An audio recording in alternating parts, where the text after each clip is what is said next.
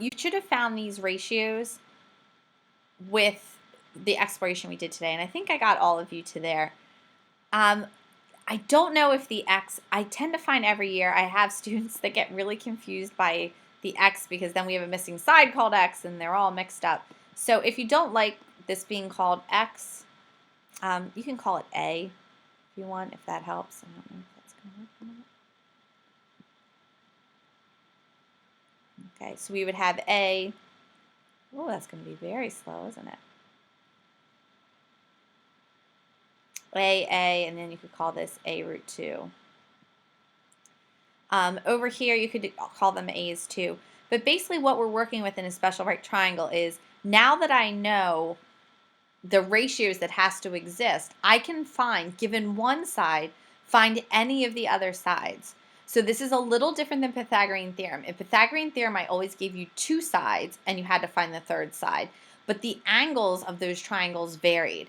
In this one, the angles of the triangle are going to either be 45, 45, 90, 30, 60, 90. And then they'll have these ratios, and I'll only give you one side. The way I kind of think of it is the root 3 goes in the triangle that has a 3. I don't know if that helps you or not.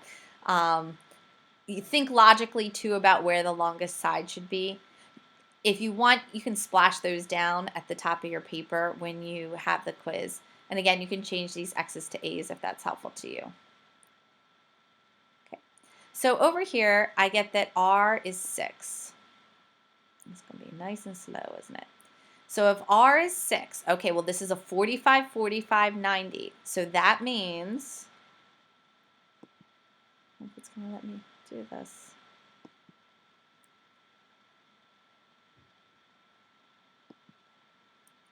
That if we call this A,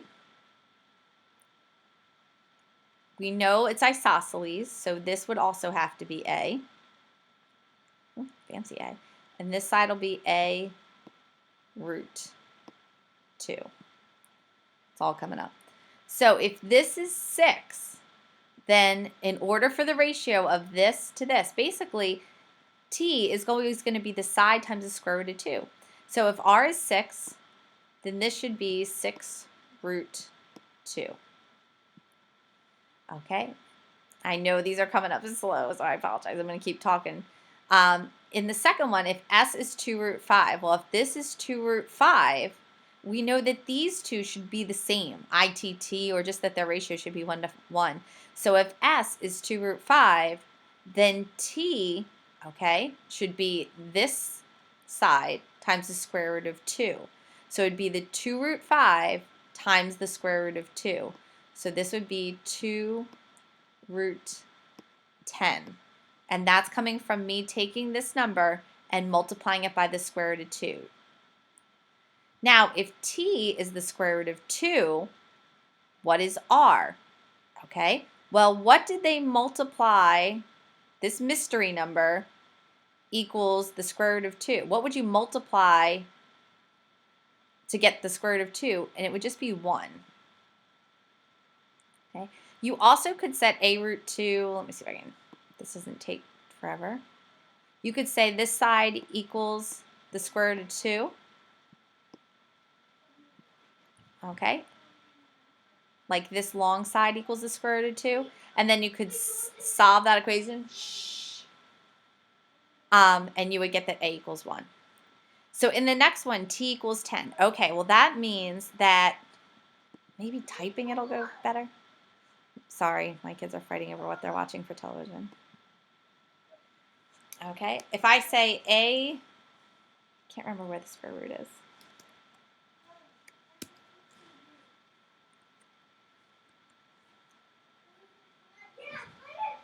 A root 2, there we go, equals 10. Okay, because now I need to solve for a, because a would give me the side s. So I'm going to divide both sides by the square root of 2.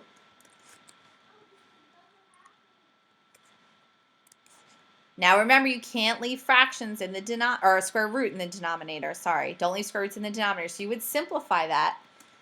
If you need help with that piece to it, I can help. But you would get 5 square root just be 5 square root of 2. Okay, so that's what S would equal, 5 square roots of 2.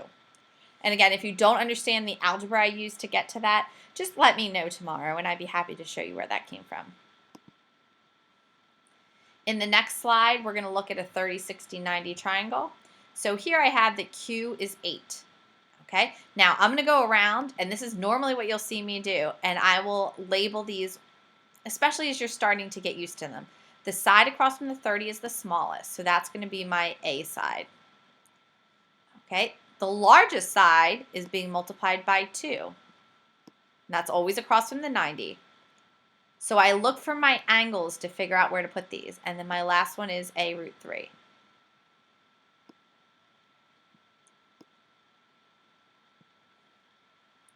All right, so here it says that Q is 8. That's my A value. My A value is 8. So if this is 8, then P is going to be that. So P is going to be, this is all going to 3.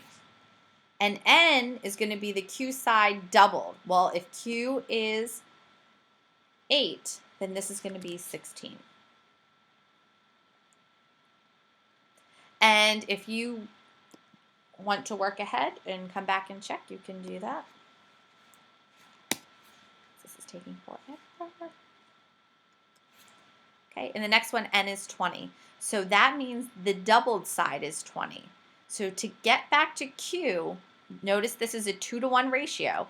If this is 20, then this has to be half of that.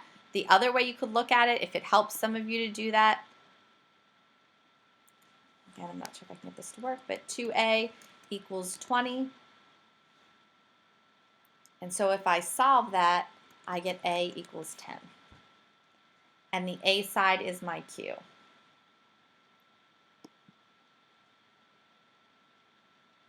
Okay, so Q is going to be 10.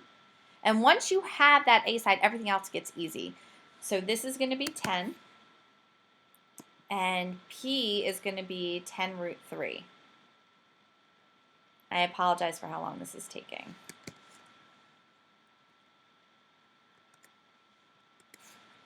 All right.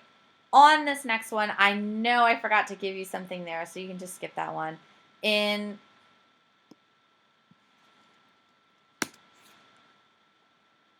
Gosh, this is brutal. In the next one, P equals 9. Okay, so that means that A root 3 equals 9. So what I would do, and I'm going to have to talk through this because it's taken so long, I would set A root 3 equal to 9. Okay, so just kind of like we did before, set A root 3 equal to 9 and solve that equation so you get A. Okay, A root 3 equals 9. Remember, you can't have square root in the denominator. So that'll give you, in theory, 3 root 3. And if you don't understand, what I did is A root 3 equals 9. I divided by both sides by the square root of 3, and then I simplified that. Now that I know Q, I know this. The side across from the 30 is 3 root 3. I know the hypotenuse has to be double that. Now remember, when you double that, you're only doubling the coefficient. So this is going to be 6 root 3. Okay. In the last set of problems, we're going to just work through those, and you can push pause, work through, and then come back and check. So I have that this is 6. All right. So I know, again, I don't know if this is helpful or not, but I'll do it again in case it is. I'm going to look for my 30. There's my 30. I'm going to call that A. I'm going to find my hypotenuse. That's 2A. Sorry, let's call that 2A. And I know the other side is A root 3. So that may help a lot of you to do that. Some of you may not need that.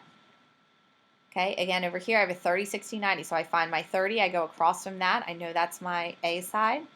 The 90 is my 2A. And my 8 is, or I'm sorry, the side across from the 60 is my 8 root 3 side. So now when I go to here, I know the A side is 6, so that makes this not too bad. This is going to equal 6 times 2, or 12.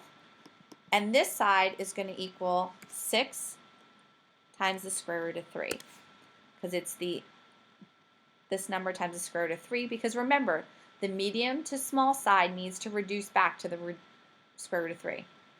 All right, over here, this can be one of those tricky ones. So you can start by saying a square root 3 equals 8, and solving to figure out what a is. So I divide both sides by the square root of 3, and I simplify that because I can't have square root in the denominator. I get 8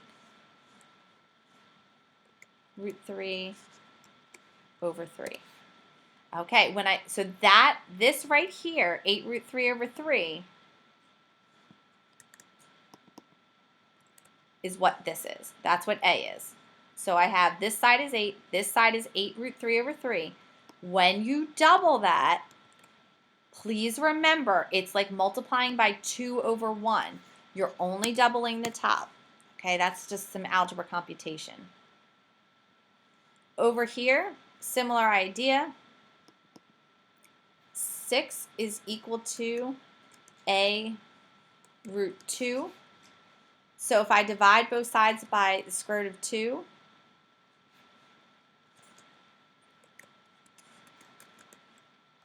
and that gives me 3 square roots of 2. Again, if you don't understand how I got that. And since each of these sides are equal to a, that makes this 3 root 2, and that makes this one 3 root 2. All right, for the last one, and the big thing is you got to make sure you memorize things. This is 30, because that's the 60. This is my 30. I'm going to go across from the 30, label that a. This is my 2a side, and this is my a root 3 side. I think that really helps organize some of you.